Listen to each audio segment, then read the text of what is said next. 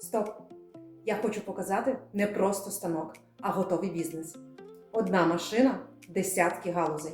Горизонтальна машина безперервного лиття виробляє прутки, труби, листи та смуги, заготовки і дріт. Метали для лиття – мідь, алюміній, цинк, олово, нікель і високотемпературні сплави.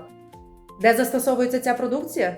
Електроніка, кабельна промисловість, будівництво, водонагрівальне та холодильне обладнання. Це ринок із стабільним і постійним попитом.